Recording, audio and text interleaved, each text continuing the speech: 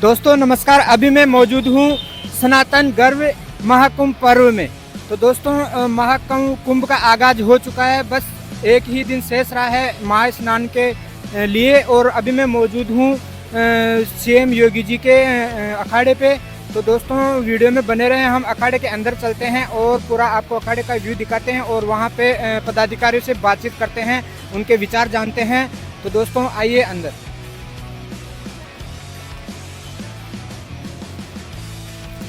तो दोस्तों जैसा कि आप देख रहे हैं हम अखाड़े के अंदर पहुंच चुके हैं। ये योगी जी का अखाड़ा है, जो अभी उत्तर प्रदेश सरकार में मंत्री है श्री योगी आदित्यनाथ जी का अखाड़े में हम घुस चुके हैं। यहाँ का कुछ व्यू बताएंगे कैमरामैन को कि लगभग 5 बीघा के एरिया में ये अखाड़ा बना हुआ है।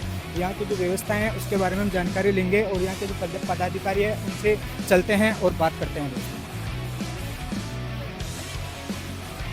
तो दोस्तों जैसा कि आप देख रहे हैं गुरु गोरखनाथ जी का जो ये अखाड़ा है वहाँ पे मैं मौजूद हूँ और ये अखाड़ा अभी महंत योगी आदित्यनाथ जी के अंडर में है। दोस्तों यहाँ पे हम अखाड़े के कुछ पदाधिकारी हैं उनसे बात करते हैं। तो दोस्तों वीडियो में बने रहें। अभी यहाँ की व्यवस्थाएं चल रही है, सजावट हो रही है और पूरा सेटअप तैयार नहीं हुआ है। दोस्तों हम आगे बढ़ते हैं और देखते हैं। जैसा कि हम देख रहे हैं यहाँ पे जो फर्श है वो पक्की ईंटों के द्वारा बनाई गई है, बहुत ही अच्छी व्यवस्था की गई है दोस्तों।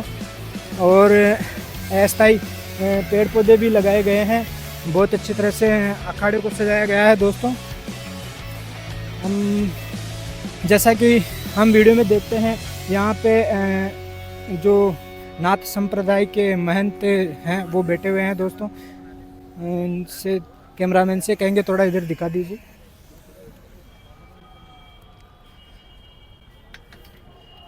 सभी अखाड़ा वालों को चाय परोसी जा रही है। दोस्तों वीडियो में बने रहें, एक बार इनसे बात कर लेते हैं।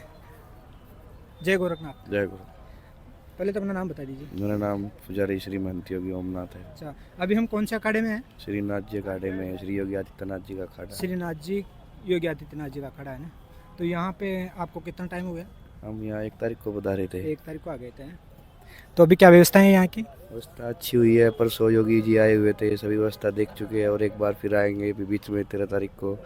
और सभी नाथ संप्रदाय द्वारा सभी योगी यहाँ पधारेंगे, सभी अपना साधु संत आगमन होगा यहाँ पर, अपनी ध्वजा लगेगी, सभी साधु अपने अपनी रसोई देंगे। सभी अपने अपने गांव से आए हुए हैं भगतजन, ये दूर दूर से भगतजन आए हुए हैं हरियाणा से, सभी अपनी रसोई देने आए हुए, साधुओं को दान देने के लिए यहाँ पर आए हुए हैं। तो क्या किसी स्नान में योगी जी आपके साथ सम्मिलित होंगे क्या? हाँ, योगी जी हमारे साथ मकर संक्रांति को सम्मिलित होंगे स्नान करने के लिए। तो दोस्तों जो मकर संक्रांति को स्नान होने वाला है उसमें योगी जी संतों के साथ में स्नान करेंगे, जैसा कि उन्होंने बताया। 13 तारीख को योगी जी हमारे साथ में स्नान करेंगे और भागवत कथा का के नाम निरीक्षण करेंगे। भागवत कथा के लिए योगी जी का पुराना जो महत्व दिया गया है, महाभागवत कथा और शिव पुराण के लिए योगी जी यहाँ पर निरीक्षण करेंगे। तो दोस्तों जैसा कि इन्होंने बताया कि योगी जी 13 जनवरी को इनके साथ में स्नान में सम्मिलित होंगे और इनके योगी जी के आश्रम में भागवत कथा का आयोजन भी किया जाएगा। तो दोस्तों जैसा कि आप यहाँ पे देखते हैं योगी जी का यहाँ पे बहुत बड़ा धूना लगा हुआ है। दोस्तों इसके बारे में थोड़ा सा यहाँ से जानकारी लेते हैं क्या है। एक बार ये बाबा बैठे हैं, इनसे बात करते हैं। नमो नारायण महाराज। आदेश, हमारे में आदेश चलता है। अच्छा आदेश। तो महाराज जी आदेश महाराज, मैं आपसे जानना चाह रहा हूँ कि आप मेले में महाकुंभ में कब आ गए थे? हम कुंभ मेला में 1 तारीख को आए थे, 1 जनवरी को आए थे। 1 जनवरी को आप यहाँ आ गए थे ना? जी। तो जब आप मेले में आए तो आने के बाद में यहाँ की व्यवस्थाएं कैसे लगी? नहीं, यहाँ की व्यवस्था बहुत अच्छी है, बहुत बढ़िया है। हमारा 3रा कुंभ है। हम 2013 का भी कुंभ देखे, उसमें कोई व्यवस्था नहीं थी। और 2019 से कुंभ देखे, उसमें बहुत अच्छी व्यवस्था थी। और 24 में भी अच्छी व्यवस्था है। तो जैसा कि ये बता रहे हैं कि 2024 में जो 25 वाला महाकुंभ लग रहा है उसमें बहुत ही अच्छी व्यवस्थाएं हैं। तो एक बार हमें बताइए जो महाकुंभ, अर्धकुंभ और कुंभ में जो क्या वो फर्क होता है? देखिए, अर्ध कुंभ होता है वो 6 वर्ष के बाद आता है। तो उसको थोड़ा हम छोटा लोग हम लोग कुंभ मानते हैं। अच्छा। और जो 12 वर्ष के बाद आता है, जैसे 25 में कुंभ चल रहा है, इसको पूरा कुंभ मानते हैं। और कुंभ बहुत अच्छा है, विश्व लेवल पर जा रहे हैं। योगी जी महाराज बहुत अच्छी सेवा कर रहे हैं। और एक तो उत्तर प्रदेश के सीएम भी हैं और यहाँ की सेवा कर रहे हैं, और नाथ संप्रदाय से भी वो जुड़े हुए हैं। तो नाथ संप्रदाय के भी सीएम है, सबके सीएम हैं। बहुत अच्छी व्यवस्था है, इसमें व्यवस्था में कोई कमी नहीं है। अब कोई कहे कि व्यवस्था में कमी है, तो कुछ कमी नहीं व्यवस्था में, बहुत अच्छा व्यवस्था हो रही है, बहुत बढ़िया है। अब परसों तो यहाँ सीएम जी आए थे, खुद देखे थे, 13 अखाड़ा में गए, सबके साथ में गए, सबका देखे कि भाई कैसी व्यवस्था है कैसी नहीं, स्वयं जाकर देख रहे हैं। तो ऐसा मुख्यमंत्री होना बहुत ज़रूरी है, जाकर देखे, संतों का दुख समझे, सनातन धर्म के बारे में देखे। कहते हैं ना योगी, योगी मतलब जोड़ना होता है, तो सबको लेकर जोड़कर वो चलते हैं। तो दोस्तों योगी का मतलब जोड़ना होता है, योगी वो होता है जो सबको एक साथ लेकर चले। और कुछ आपके विचार? नहीं, हमारे विचार तो बहुत बढ़िया अच्छा है। योगी जी के लिए देखो अच्छा टेंट बाहर बन रहा है, और जो हमारे हरियाणा से, राजस्थान से, गुजरात से जो साधु संत भगत आएंगे उनके लिए भी अच्छी व्यवस्था किए हैं। यही नहीं, हर जगह उन्होंने अच्छा व्यवस्था किया है, बहुत बढ़िया तो किया। महाराज जी आप कहाँ से पधारे? हम गोरखपुर से ही हैं। अच्छा, आप गोरखपुर से ही हैं। तो आप इस पंथ में कब आ गए थे? हमको आए इस पंथ में 17-18 साल हो गया जी। 17-18 साल। हाँ जी। तो जन्म से योगी हो या पहले कहीं पंथ? नहीं, दूसरे पंथ में तो हम नहीं गए थे, हम तो सीधा इसी पंथ में आए हैं। और साधु संत बन के बहुत अच्छा लगा, बढ़िया लगा। अभी तो मैं कितना 32 ईयर्स का हूँ मैं। तो देखिए, कहते हैं ना कि जहाँ हमारा भाग्य होता वहीं हम जाते हैं। तो हमारा भाग्य नाथ संप्रदाय में था। और हमारा देखते हैं ना कानों में कुंडल, जिसका कानों में कुंडल होता है वही योगी होता है। हमारे में एक यही प्रथा है कि कानों में कुंडल होना ज़रूरी होता है। नहीं, तो जब ये कान में कुंडल पहनाते हैं तो उसकी कोई प्रक्रिया होती होगी? हाँ, प्रक्रिया होती है। कान में कुंडल पहनाते हैं तो हमारे को 21 दिन भजन करना पड़ता है भगवान का, और 21 दिन हमारे को भोजन नहीं मिलता है, सिर्फ घी पे रहना पड़ता है। 21 दिन भोजन नहीं किया जाता है। तो ये तो भगवान का भजन करना होता है, सिर्फ घी पी कर रहना होता है। नहीं, तो जैसे घी पी के तो कैसे रह सकते हैं? किसी को तो घी खाने से अपच वगैरह हो जाती है, घी सला ऊपर से लेते हैं, नीचे से निकल जाता है। तो ऐसा नहीं, बोलते ना योगी, योगी का अर्थ क्या होता है? योगी का अर्थ यही होता है कि तपस्या करे। अपने योग हाट से गोरक्षनाथ जी महाराज ने योग किया ना, इसीलिए हमने घी पी के ही तपस्या होती है। दोस्तों बहुत ही कड़ी पर परीक्षा होती है। आम व्यक्ति घी को पचा नहीं सकता, एक योगी ही ऐसा महापुरुष होता है जो एक योगी घी को पचा सकता है। और कुछ परेशानी होती है घी?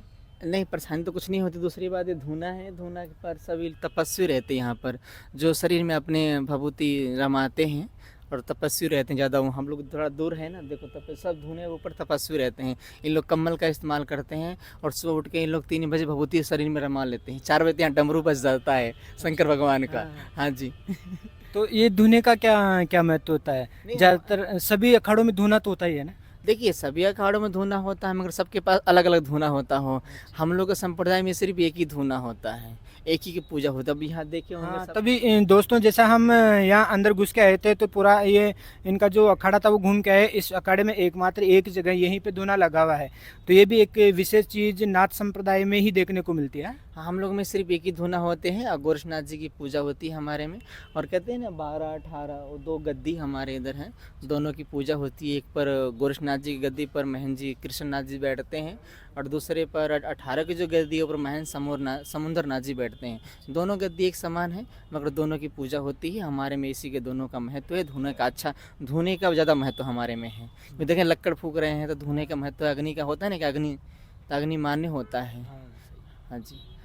तो आप सनातन धर्म को लेके क्या संदेश देना चाहते हैं? देखिए, सनातन धर्म को हम अच्छा संदेश देना चाहते हैं कि सनातन बोर्ड भी होना ज़रूरी होता है, होना चाहिए, सनातन बोर्ड होना चाहिए। कई लोग कहते हैं कि कुंभ मेला में वही जाएगा जो पाप करता वही जाएगा। अरे ऐसा थोड़ी था, कुंभ मेला में सब लोग पापी ही आते हैं, ऐसा थोड़ी होता है। जो लोग कहते हैं कि ऐसा कर दो, सनातन धर्म में है ही नहीं है, वो तो मुसलमानों को बढ़ावा देते हैं, सिर्फ उनको ही बढ़ावा देते हैं। देखिए, हम लोग किसी से बैर नहीं करते हैं, चाहे हिंदू हो मुस्लिम, सबका है, हिंदुस्तान सबका है। मगर कई लोग कहते हैं कि कुंभ मेले में जाएंगे तो पाप वही करते हैं जो लोग कुंभ मेले में जाए, ऐसा थोड़ी है। कोई लोग कहता है कि जो मेले का भूमि सनातन बोर्ड की भूमि है, तो प्रमाण देना हमारी सनातन भूमि जिस जन्मभूमि हो गया, वो हमारे वहाँ के शाही ईदगाह बना हुआ है, राम मंदिर किस तरह बन के अच्छा तैयार योगी जी ने बनवाया, मोदी जी ने बनवाया। तो कहते हैं सनातन धर्म की कभी हमेशा जीत होती है। सनातन किसको कहते हैं? जो कभी अंत नहीं हुआ, सनातन उसी कहते, कभी अंत नहीं हुआ है और नहीं होगा, सनातन हम उसी कहते हैं। सनातन बोर्ड होना आवश्यक है, होना भी चाहिए। तो दोस्तों महाराज जी ने एक बहुत ही अच्छी बात कही है कि सनातन का मतलब होता है कि जिसका अंत ना हो। और एक महाराज जी ने एक बात भी बहुत अच्छी बताई कि महाकुंभ में वही लोग आते हैं जो पापी होते हैं। ये कहना बिल्कुल गलत है, ऐसा कुछ भी नहीं है। जो महाकुंभ में आएगा वो एक धार्मिक आस्था के साथ आता है। दोस्तों इसी तरह के वीडियोज़ देखने के लिए हमारे चैनल पर पल पल बने रहें। यूट्यूब चैनल है इंडिजीनियस ट्रैवलर और इंस्टाग्राम पेज पे भी आप देख सकते हैं वीडियो। धन्यवाद दोस्तों।